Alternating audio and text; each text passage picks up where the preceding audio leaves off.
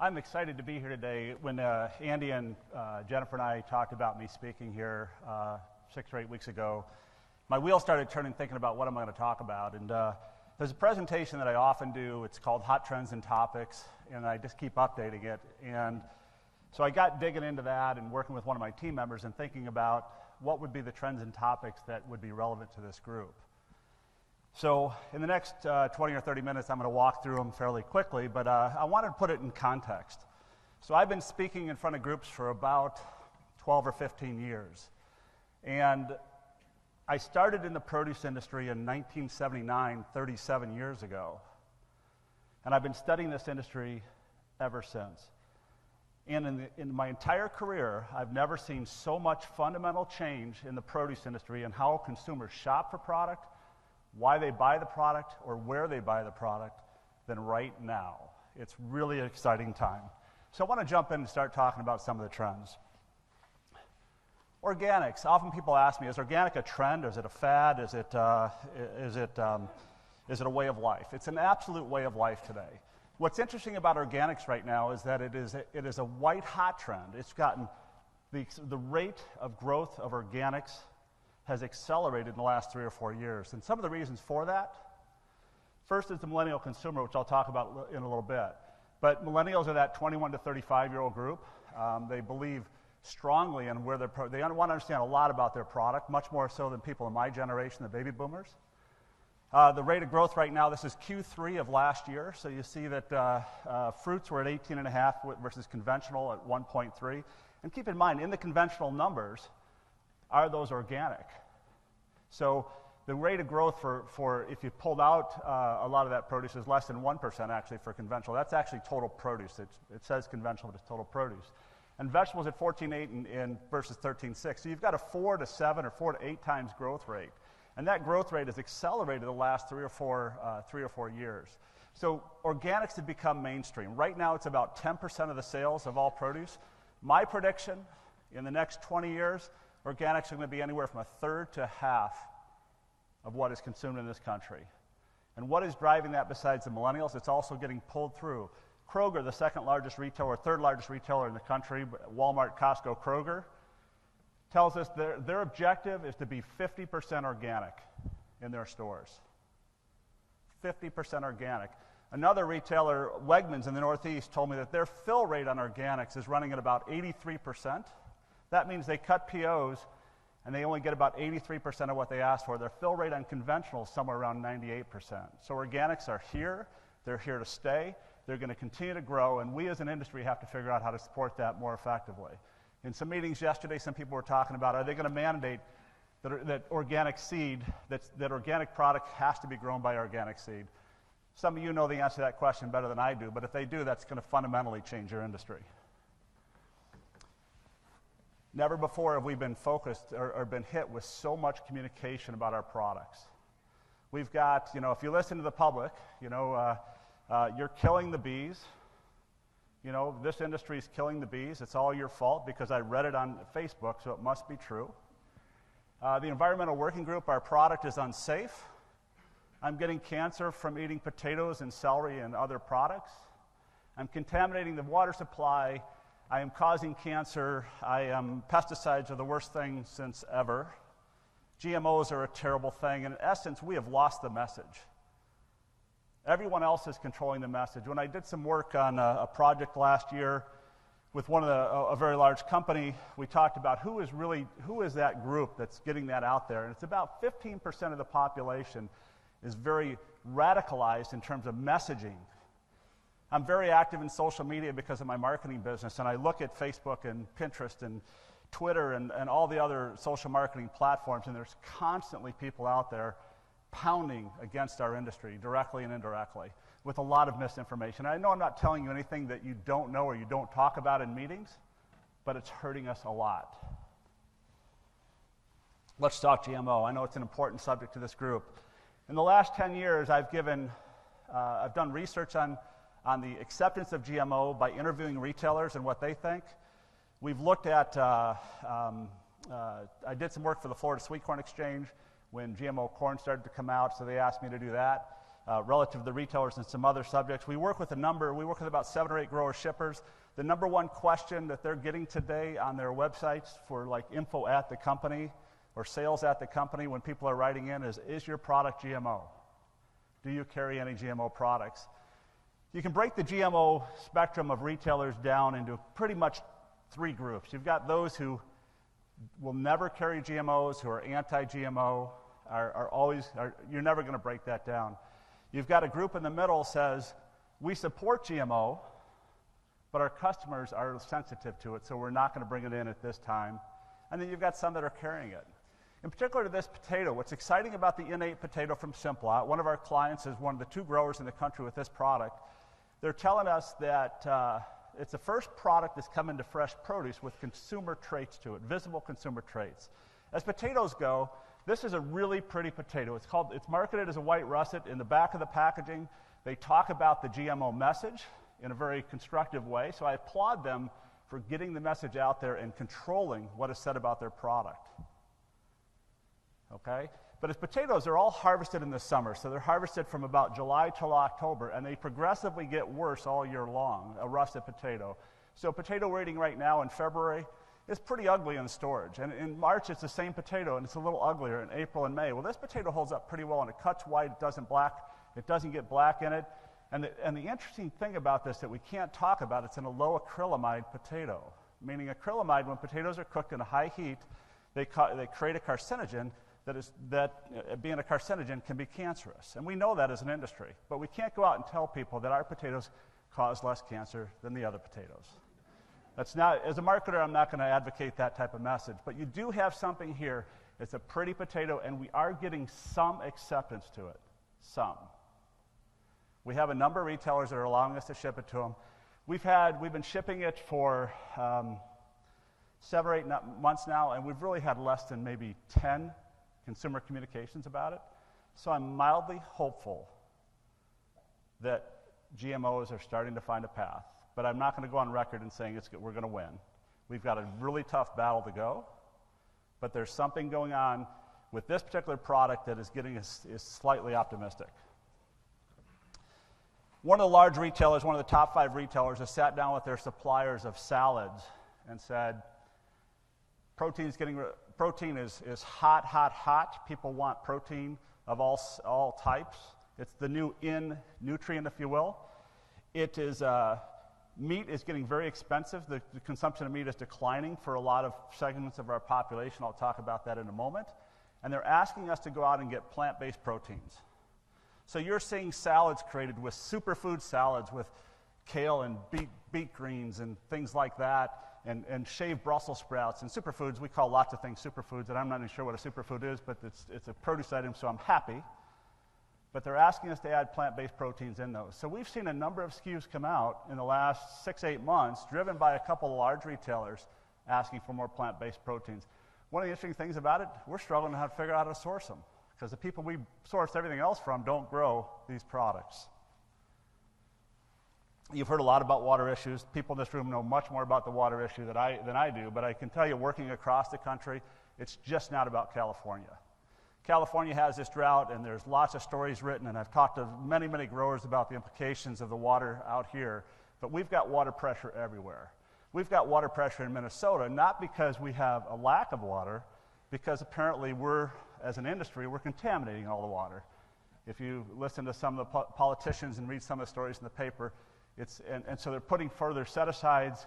Anybody who's adjacent to a river or a lake, and we have a few of them in Minnesota, they're asking us to push farther away. In Florida, there's a lot of pressure in water, and they get rain darn near every day in Florida, but there's pressure on water in terms of contamination. It is changing dramatically.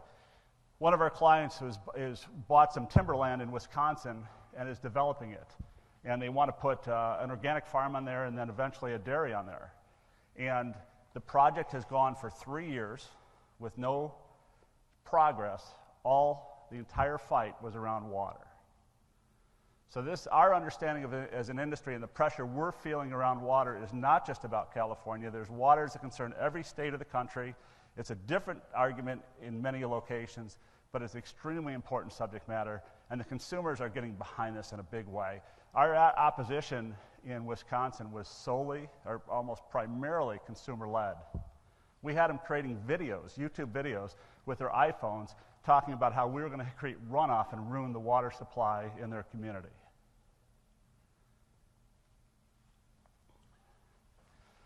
I hope this is music to everyone's ears, but genetics are still hot. Every category of produce just about right now is changing because of flavor. And people are excited about the various genetics. We have a sweet corn here with Crookham Company, one of our clients. It's a white variety of sweet corn. It's, you know, I'm biased, I'll admit, but it is a phenomenal tasting sweet corn, and we call it the best eating corn you'll ever eat. It is the level of embracing that we're getting from retail community on this is phenomenal. We're working on this peach, which is not, you know, one of your crops necessarily, but we have this peach that is juice, chin-dripping peach that is so flavorful, and we're getting to charge about 50% more than our regular peaches for it. That corn, we charge about 3 times the seed price. We've got kalettes we're working on, the cross between kale and Brussels sprouts. Announce that item and figure out how many people think you mess with genetics. When we started doing consumer press releases on that, we got inundated with requests about, is that GMO, and people not believing that it's not GMO. They don't understand. You can't go in that. When you're talking to consumer, a member of the media, you really can't go down that path of how the hybridization process works. It's a really difficult message to convey.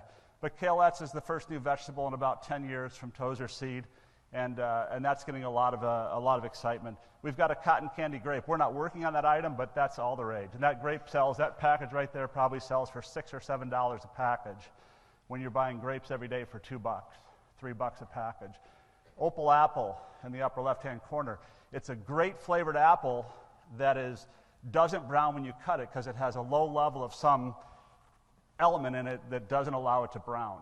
It's not GMO, but when the Arctic apple came out, which is a yellow apple that is GMO, we started getting requests and inquiries about, is our apple GMO too? So we actually, as a point of marketing defense, we went out and got our apple non-GMO certified, not because politically we believe that's the right thing to do, but from a consumer standpoint, we had to assure our guests, our consumers, that our apple was safe.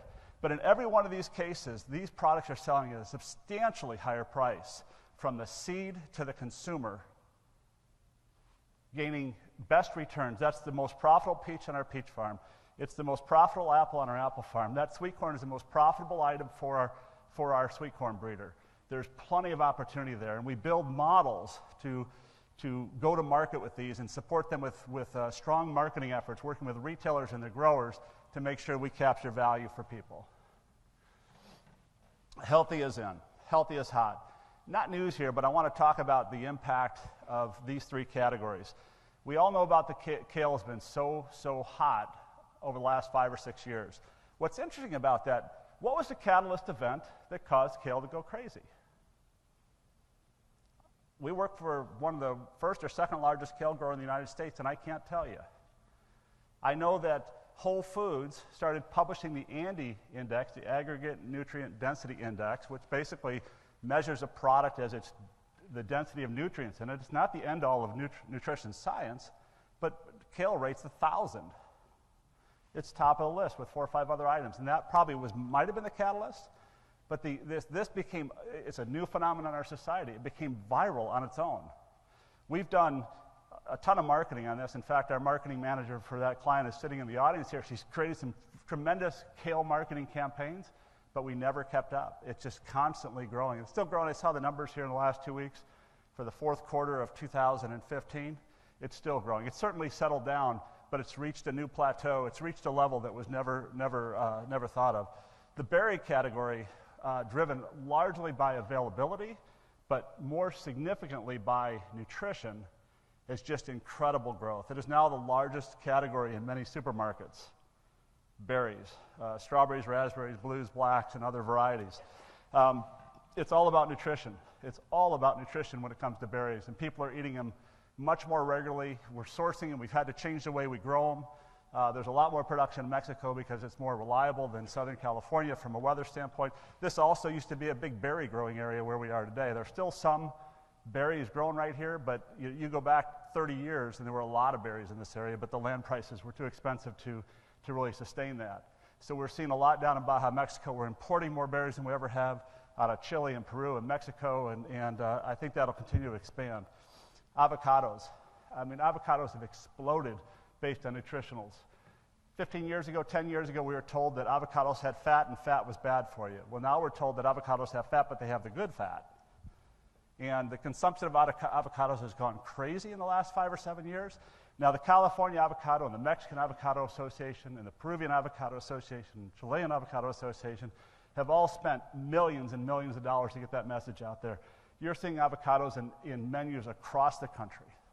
You're seeing it at Subway and at McDonald's and in high-end restaurants and low-end restaurants and fast food and quick serve or those mid-tier restaurants. It's showing up everywhere, and people are embracing it. 15 years ago, I can remember that it was suggested that we reduce the consumption of our avocados. It was a bad produce item.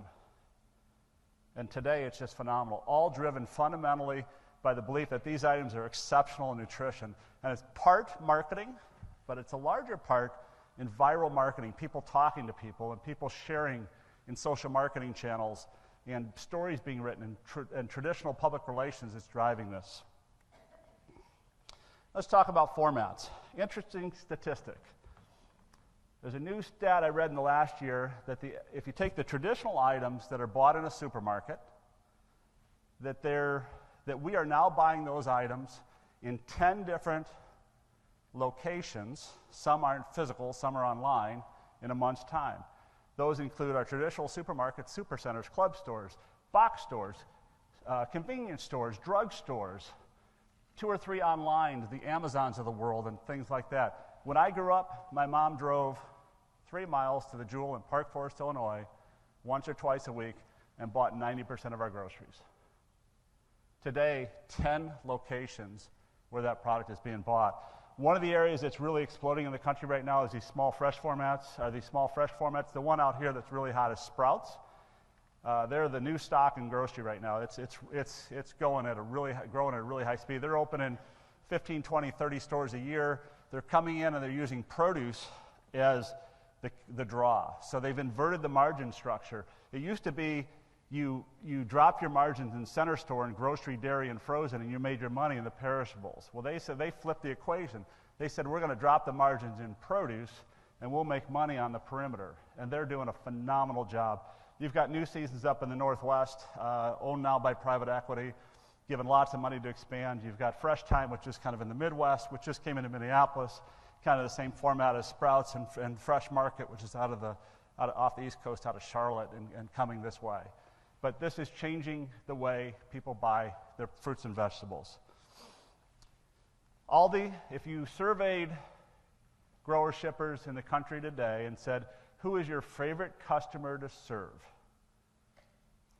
Most would tell you, I would predict, it would be Aldi. Aldi is a volume horse.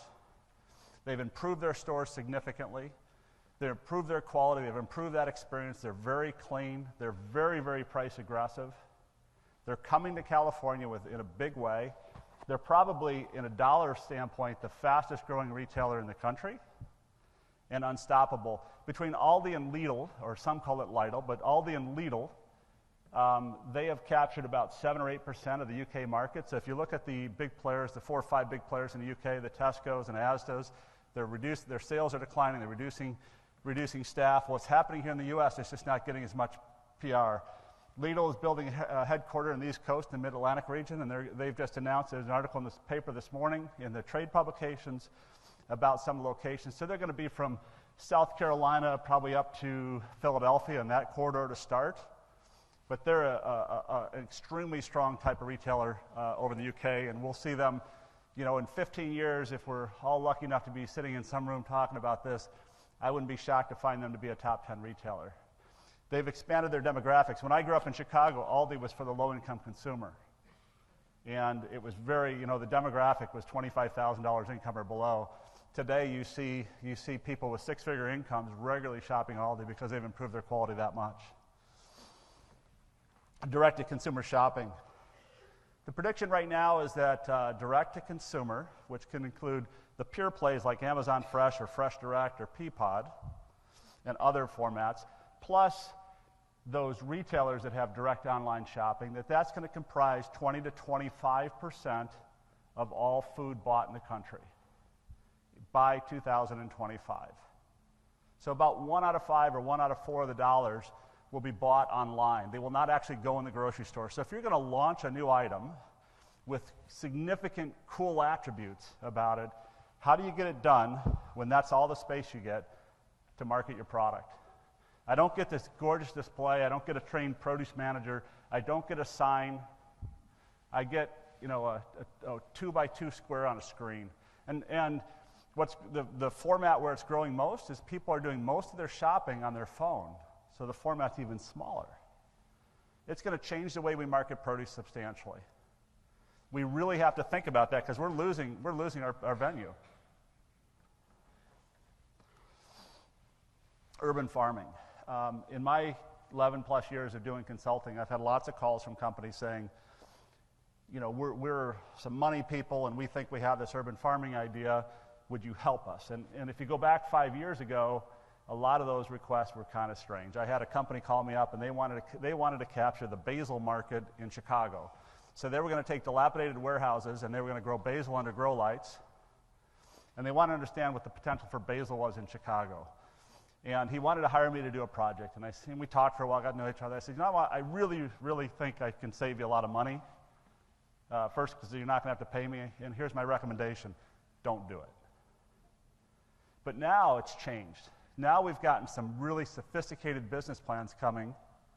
We've got a company who wants to put glass up in the Northeast, and they want to own the romaine business. One SKU, the number one leaf lettuce item coming out of Salinas Valley. They want to own the romaine business in the Northeast. This is a very well-funded private equity with a really strong business strategy that wants to change the game. If 6, 8, 10, 12 of these get off the ground in a really effective way, and there's lots of stories. It's very newsworthy, but if it gets off the ground in the way that I think it can, it's going to change the power in the produce industry. Salinas Valley has a tremendous amount of power. The highest ag land values in the fresh produce sector are right in Salinas Valley. There's been millions and millions of dollars made. Beautiful soils, very sophisticated companies in terms of their commitment to farming operations, and they're getting picked up. We're seeing more broccoli grown on the East Coast, more cauliflower grown on the East Coast. If they lose the romaine business for all 12 months a year to 20% of the Northeast, what does that do to their marketplace? Romaine has a higher value out here than iceberg lettuce. So that's really something we should always all watch. I do think there's going to be a fair amount of fallout because I've talked to a bunch of these companies that are it's fly-by-night in terms of their approach to the business, but they'll figure it out. There's enough people looking at it, it'll be strong. They're going to take market share, and it will change the dynamics in this country in terms of where vegetables are purchased or grown. So millennials, we do a lot of marketing for products, and for the last 10 or 11 years, we've started with, generically, we don't typically go out and fund a consumer research project to see who's buying our apple or our peach. We just do it from instinct. And we say, we've got to start with that baby boomer who's married with a couple kids, and it's female, and that's who our consumer is, so we're going to design our marketing and our packaging around her. Well, now you've got the generation right behind the baby boomers between, I'm in the younger sector, baby boomers at 53, so those 35 to 52-year-olds, not too different in the way they shop, somewhat, but not dramatically different than the boomers. Now you got the millennials. Dramatically different. Dramatically different. By 2018, they will have the largest purchasing power in the United States. They love fresh foods. They're real food curious. They know ingredients. They want to know the story. They want to connect to the farmer. They want to know that you care about the environment and society. They want to know if you give back. They love simplicity, convenience, transparency. They're very environmentally conscious. They're going to hold you to a much higher standard than my generation or your generation ever held your suppliers or the people you buy your food from. A much higher standard. They shop a lot online. They get their information from referral, not from traditional advertising. They don't trust big companies. They don't trust traditional advertising methods quite often. They trust personal recommendation, and they really love local. I took local essentially out as a trend. Local is no longer a trend. It exists, it's going to be here, and it's just going to get stronger. Healthier diets. So the USDA just announced new dietary guidelines. What we're getting to in this country finally are dietary guidelines that are almost completely void, almost, of the interest of groups in the country. When you look at the dietary guidelines created back in the 70s and 80s, they were largely driven by lobbyists, which is really a sad reflection of our society. And now they're driven more, I'm not going to say totally, they're driven more by science. So produce is winning, meat is losing, dairy's losing. We're moving up the pyramid or around the plate, if you will. Now this half the plate is the big initiative. So let's look at this survey here about meat. We can talk about meat consumption globally. Is it going to explode as parts of Asia and Africa start to become more affluent? They add more animal protein to their diet. But right here at home, we're eating less red meat. Our red meat consumption is declining. 39% say they're eating less red meat than they did 3 years ago, about 55% the same, and only 6% more. I think that trend will continue. I think that plays very favorably to fresh produce, very favorably. And we've got to rethink about it. I think that we're working on a number of product development things right now with clients that are putting produce at center plate. If we can add the protein in and surround it with some great tasting fruits and vegetables, we can put produce at center plate. There's a lot of people that are going meatless, if not all the time, part of the time.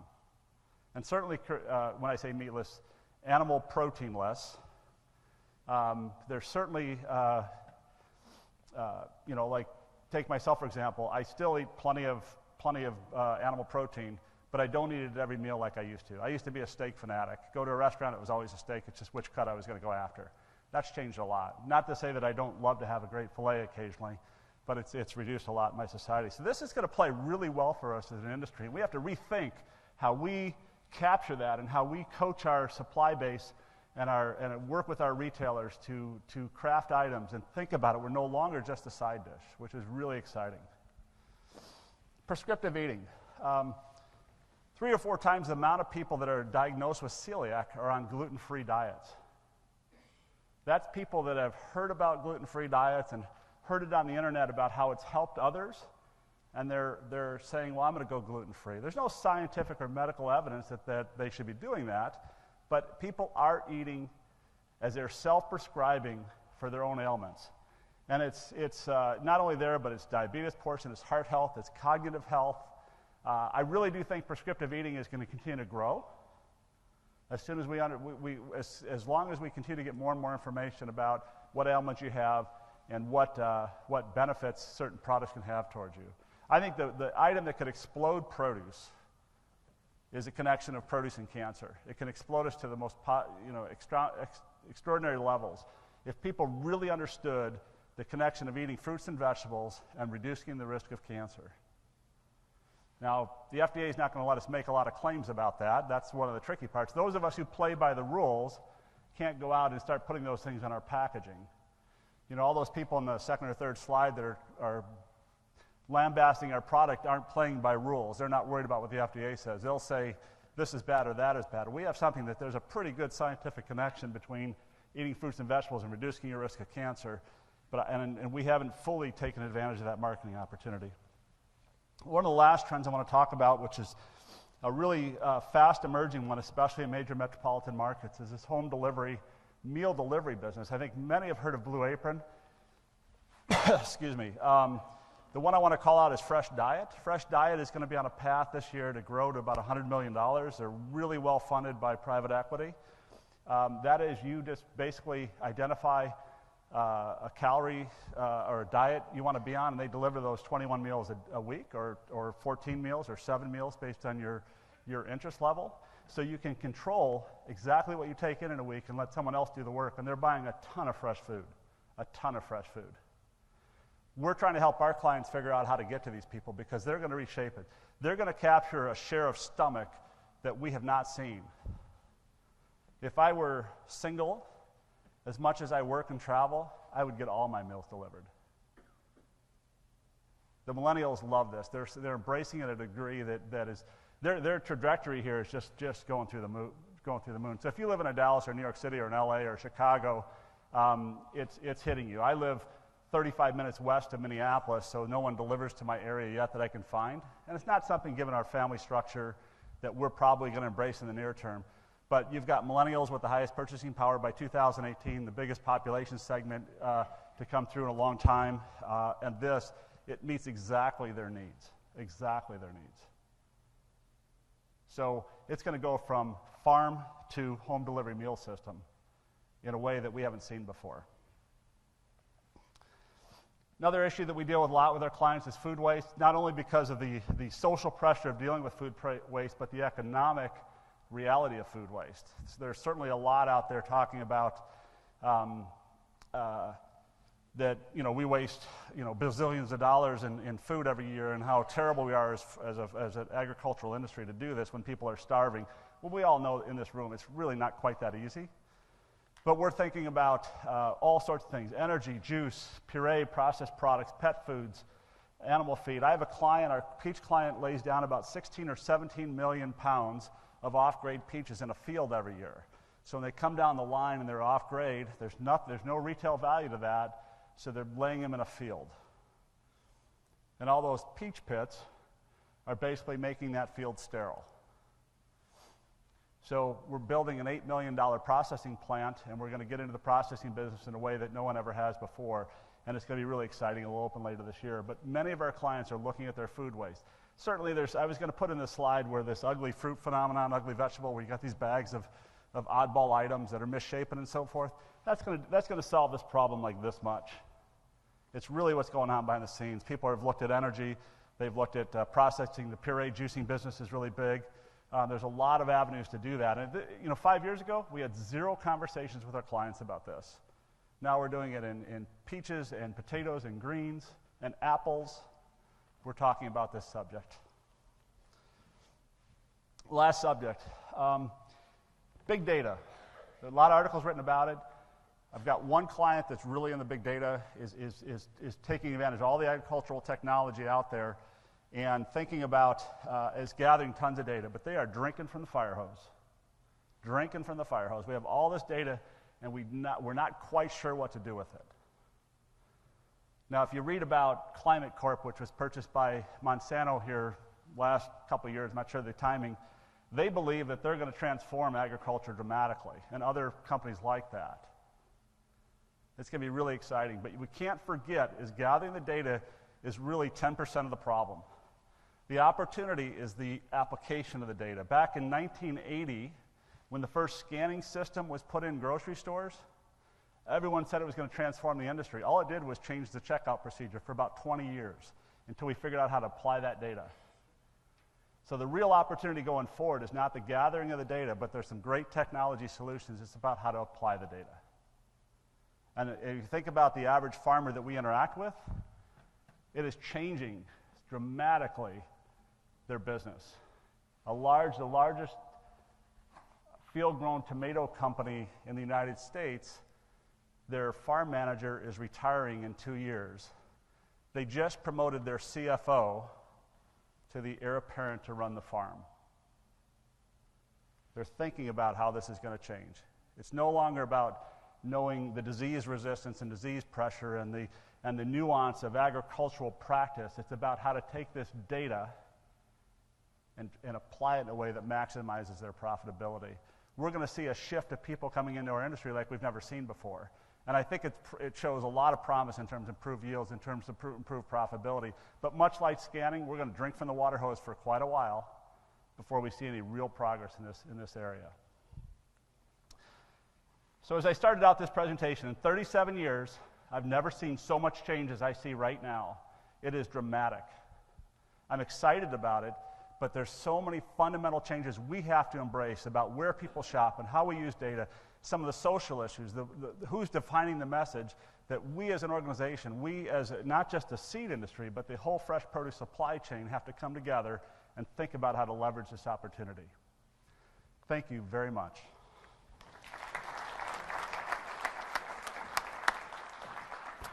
Thanks, Don. Great presentation. It's always nice to have a little perspective of what we think is going on out there. And we've got a couple of minutes for some Q&A. Anything from the floor? I do want to ask the one question of the millennials you talk about are really going after local and natural. Do they know what that means? Natural has no legal definition right now, but the FDA is looking at it. That'll make us feel good, but it doesn't make a difference. It's what our consumer thinks. I mean, it does make a difference, but natural is kind of a light word.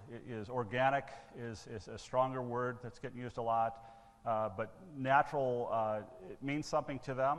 It will continue to mean something to them. The fact that it's going to get definition may change it a little bit, but I'm a believer as a marketer that it starts with what people believe, whether it's true or not. Because we could wrestle over, there's a controversy a few years ago, 7-Up was natural. They came out, and then the FDA kind of stopped them from doing that.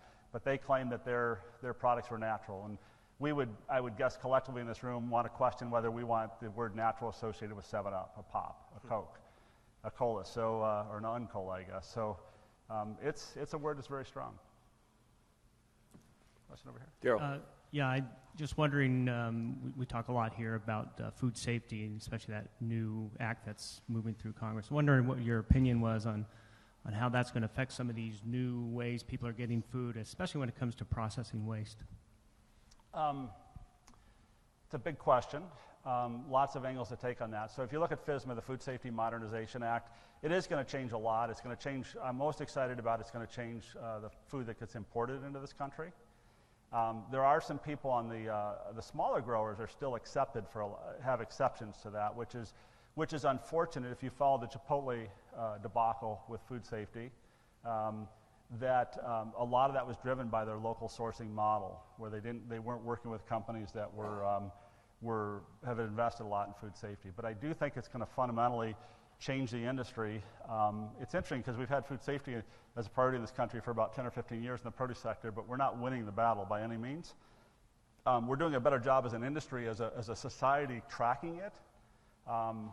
But there's a lot of negative offshoots to that as well. I'll tell you one quick story. We had the FDA go in and they pulled products from shelves. They pulled a product from a store in the Northeast, found Listeria in one bag. 3 weeks later, called our client and said, we found Listeria in one of your products because of their administrative backload, and we're coming down to tour your plant. So they shut the plant down for 4 or 5 days, inspected every drain, every surface tested it for the various E. coli's and so forth, and Listeria's, found nothing. In the meantime, we had to throw 25,000 cases of product away because they found it in one bag. And they sat on it. By the time they notified us, all the product was well past its expiration, so there was no recall necessary. So we wasted a lot of money in enforcement and helped no consumers to a company that has a great track record in food safety. So those stories don't get written about a lot, but I'm very, very alarmed by them. But in general, to the food safety initiative, I think it's a positive thing, especially on the import side. One down here. You talk about the millennial group. Who's the group after that, and what do you know about them? Well, my daughter's in that group, so you should beware. You should be scared. She's 12. I don't know if we've studied them a lot right now. Right now the millennials are the football going through the garden hose right now. They're just kind of entering. They're 21 to 35, and when I say they're getting into the garden hose, if you will, is that their purchasing power, even though they're of age to spend, it's their purchasing power that is taking over right now. So they're spending more than boomers and the generation behind them, the generation between us. So I can't give you a lot of information, but I think they're going to be very technologically based as they are today. They'll probably buy, if you look at where the online shopping, the older you are, if you online shop, you're doing it on a PC. The next generation is maybe on an iPad, and the younger generation is doing it on mobile devices. And that has a lot of implications to us as marketers to think about. If I get this much space on a mobile device, I'm not going to convey anything, so I got to come up with other marketing tactics to extol the benefits of my products. But I think it's be millennials on steroids, I guess is the best way to say it. How can we do a better job to attract more of the venture capital funding into our parts of the industry versus, the urban farming? There's a lot of investment needed in new genetics and plant breeding and things like that. That's a great question. Just for disclosure, I advise for Verdant Partners. Dean's sitting in the room here. And I work in the produce space. And I would say in the last 5 years, I've had 50 interactions with venture capitals or some type of private equity, people wanting to come into the space. I think it's at an all-time high. I think it's going to accelerate for a number of reasons. One is we're going to experience a technological revolution in agriculture. We already start to see it, so that's interesting. So you've got Silicon Valley and Salinas Valley kind of figuring out how to get together, and there was a conference this last June to talk about it. Two is returns on ag in general have been better over the last 10 years than most sectors of the economy. So I think it's there. You know, I was on a call last week with a VC that wanted to, or private equity that wants to, you know, said, how can we do more transactions in your space? So I think it's there. Now VC is a little different because that's earlier money, but I think that's more that Silicon Valley, Salinas Valley connection that's going to change the world. Got another question or two? Mayor? Mike, you mentioned about the trend is organic and maybe you expect it to be at 30 to 40%. You talked about the organic and the trend to more organic produce. And I think the target that you mentioned was maybe 30 to 40% or I think a fourth to a third is reasonable by 2025. So you know the produce industry, and you are familiar with the growers. Do you think that can be a feasible target? I mean, because with all the constraints of lack of, let's say, pest control and water situation, labor, what do you think about? That's a good question. I absolutely think it's a reasonable target. I think you've got to break it down by product category. So you think in species, I think in category. So I think the carrots are a category. I think apples are a category. So the apple industry is going to see a doubling of organic production in the next 3 years. We've got that much land in transition. Now, about 6 years ago, we grew 8 million boxes of organic apples. We could only sell 6 as organic. The other 2 million, we waxed them because you can't do that organically, and we sold them as conventional. The demand wasn't there. We're going to be in that, mid-teens rate on a 125 million box crop. So when you look by species, the penetration is widely different. Carrots are over 20%. Berries are in the mid-teens. Sweet corn is less than 1% because of how difficult it is to grow organic sweet corn. So you'll see some categories, I would suspect, by 2025 that'll be at 50% organic. But other categories might be at 5%. But my general comment was about fresh produce as a whole. Wayne, you get the last one. How do you substantiate or validate that something truly tastes better than something else? You mentioned the sweet corn you had up there that's got this extraordinary flavor. How do you verify that? That's a fair question. I'm a marketer at heart, so it is because I said it was, okay? No, I think the way we approach this, because sometimes we'll get into these discussions, is legally can we say this is the best tasting or something, or is it that great? We know as an industry, as an industry, our growers know as an industry, when they have something that tastes exceptionally good, and we layer into that a marketing campaign that's built around flavor. And we've been pretty consistent in doing that and convincing consumers. We get lots of consumer letters about our peaches. I didn't put an orange up there. We harvest an orange. Our client up in the Visalia area harvested an orange from trees that are 50 to 100 years old. It's the best tasting orange I've ever had, and we get tons of consumer letters about that orange. We get bunches of letters about our peach. We get all sorts of comments about our sweet corn. We don't have to, we have to be careful about how we word things, but if you believe it's great tasting, you convince the buyer it's great tasting, you convince the buyer to do great things with it from a marketing standpoint with big displays and ads and so forth, and get it in the consumer's hands, quite often, if everyone's done their job in the supply chain, consumers will believe what you're telling them, and they are great. That Amaze corn is a phenomenal flavored corn. That peach is phenomenal. Is it the best?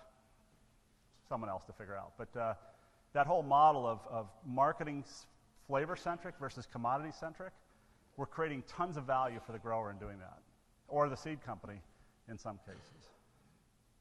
But another way to answer your question is there's lots of ways you can go out and study flavor. There's panels you can hire and so forth and do third-party groups to study flavor. You can train taste testers and so forth. But in essence, we know as an industry what tastes good. And if we get behind it, we can make great things happen.